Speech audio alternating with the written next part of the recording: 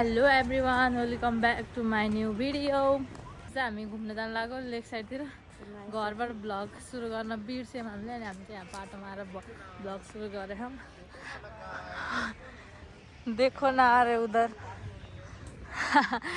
अन्त चाहिँ हामी चाहिँ उता घुम्न भन्दा नि हाम्रो काम पऱ्यो, त्यही भएर उता जान लाग्यो। यस्तो घाम लाग्यो अहिले चाहिँ। हामी तिनजना आएको, बासित आएको, बाटो पछि हुनुहुन्छ पछि। यता फन पार्कनिर आइपुग्यौँ हामी चाहिँ। यस्तो राम्रो भ्यू देखिरहेको यहाँबाट, यता हेर्न सक्नुहुन्छ गाइज।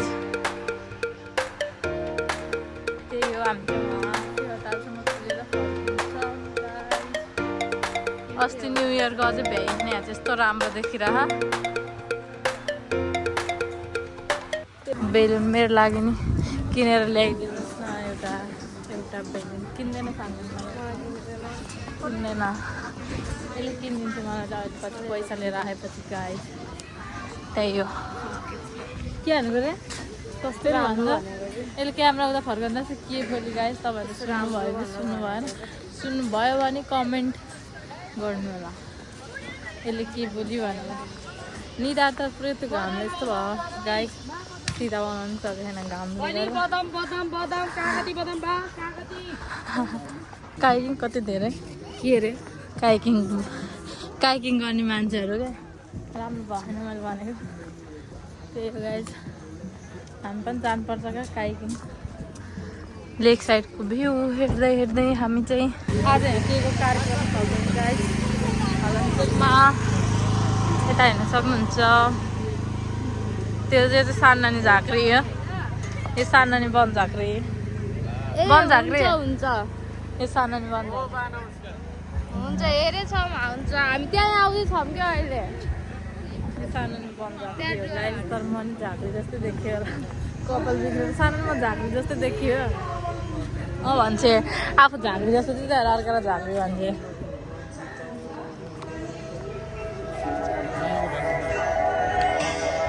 हामी चाहिँ हुन्छ कटेम गाइज बल्ल। बा उहाँ पर हुनुहुन्छ, बा आउँदै हुनुहुन्छ। बालाई चिन्नुहुन्छ होला हजुरहरू सबैले। बा यहाँको भाइरल मान्छे, सबैले बा बा भनेर बोलाउँछन् बाटोमा गाइज। नमस्ते भन्छन्, सोधिरहन्छन्। त्यही हो, हजुरहरूले पनि चिन्नुहुन्छ होला बालाई। मेरो तेरो गाइजहरू मेरो उयो देखायो भने यसको चिबिस्ती हेर्दैन र मेरो गाइजहरू। त्यही हो गाइज, सुन्ने भन्न कस्तो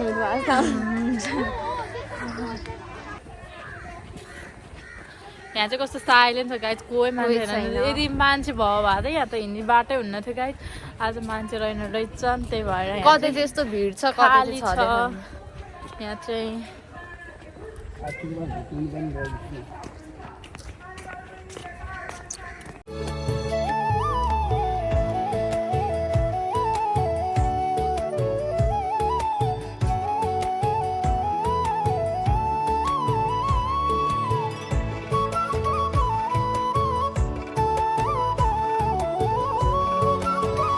कहाँ यहाँ आइपुग्यो, यहाँ आइपुग्यो। यहीँ मिलायो, यहीँ हुन्छ। बुझ्नु क्या, यहाँ आउनु अगाडि हिँड्छौँ। बाटोमा पछाडि हुनुहुन्छ क्या उहाँ। उहाँ सुस्त बा भ्यू हेर्दै हिँड्नुहुन्छ। हामी अलिकति हिँड्छौँ, फेरि रोकिन्छौँ, अलिकति हिँड्छौँ, फेरि रोकिन्छौँ गर्दै यहाँसम्म आइपुग्यौँ। जति पनि यहाँ कि यहाँ भन्छ कहाँ हो, यहाँ भनेको यहाँ हो कि मैले यहाँ आइपुगेँ भन्छु गाइस, तर यहाँ भनेको कहाँ हो भन्नुहुन्छ नि, यहीँ हो क्या। यहाँ भनेको समझ आएको हुन्छ। हामी आएको चाहिँ त्यहीसम्म। अब हामी यहीँबाट फर्किन पनि सक्छौँ, उता जान पनि सक्छौँ। हेर्दै जानु होला, के गर्छौँ गाइस। हामी चाहिँ यहाँ आयौँ अहिले, त्यहाँ गाइस। आज हामी त्यहाँबाट निस्किसक्यौँ।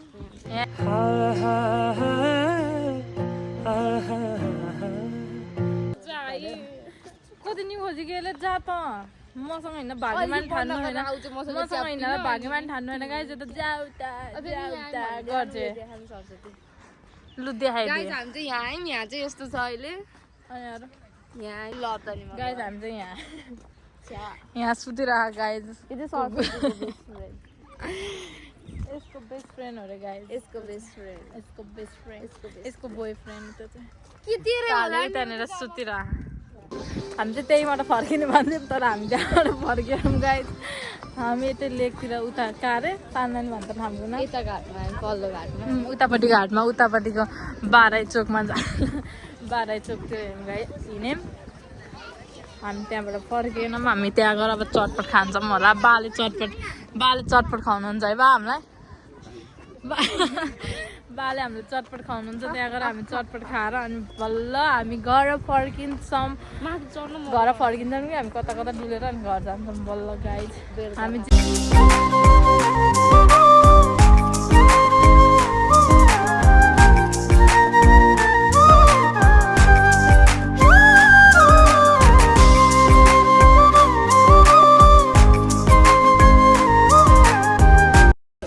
हाई भन्नु छोरी हाई यो चाहिँ हाम्रो दिदीको छोरी हो गाइस तिम्रो नाम के हो रे राम्रोसँग भन नि त्यो मुखाबाट निकालेर अनुष्का छोरीको नाम चाहिँ अनुष्का सानमाको छोरीको छोरी हाम्री छोरी है कस्तो छ खुट्टा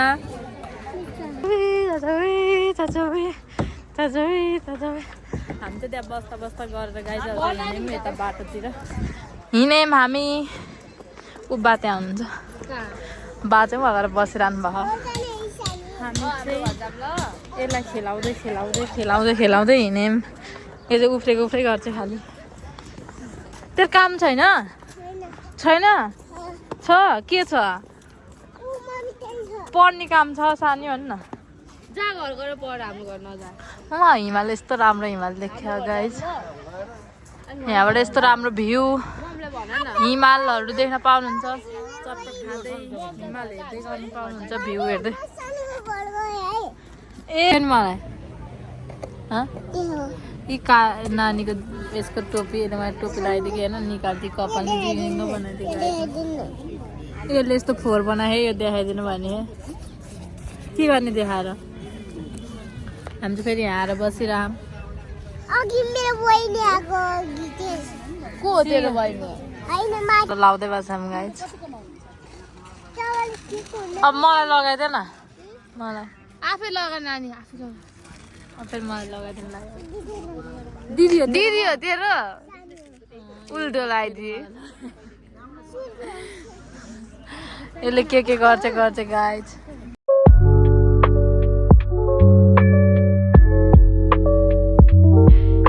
घर जानु लाग्यो यो बाल्की नानी हामीसँग पछि लाएर हिँड्यो कि कहाँ हिँड्नु लाग्यो कहाँ जानु लागिस् नानी त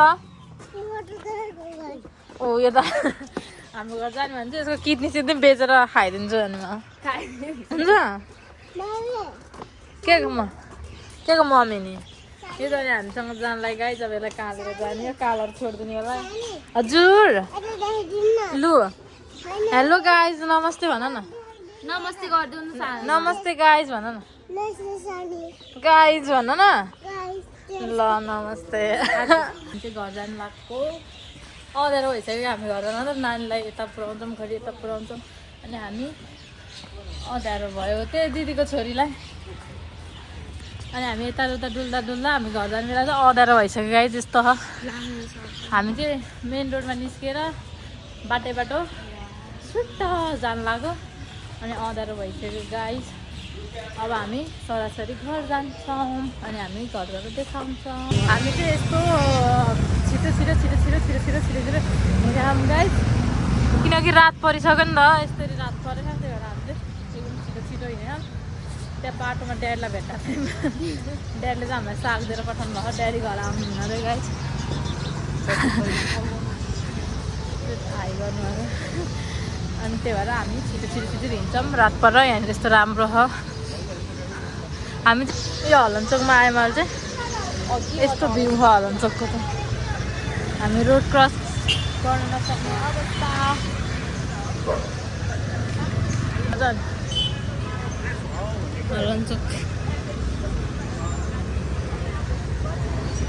हलनचोकमा कट्यौँ अब हामी सिधै सुइका घर जान्छौँ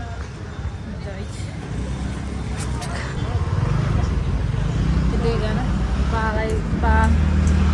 बा अघि नै हिँड्सक्नुभएको फेरि हामीलाई यहाँ बाटोमा आएर भेटायौँ बालाई घरि पछाडि हुँदै हामी भेट्यौँ फेरि हिँडिरहनु टुई लाएर अगाडि अनि हामी चाहिँ बल्ल चोकमा आयौँ लेज किन्ने चोकमा लेज किन्ने के को लेज नि यसलाई लेज चाहियो अरे अब युट्युबबाट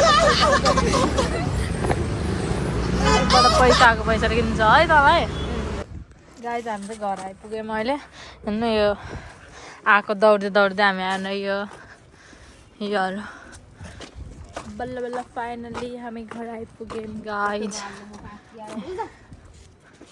यिनीहरूको चर्ती गला यिनीहरूको चर्ती कस्तो राम्रो गाई यस्तो उस भयो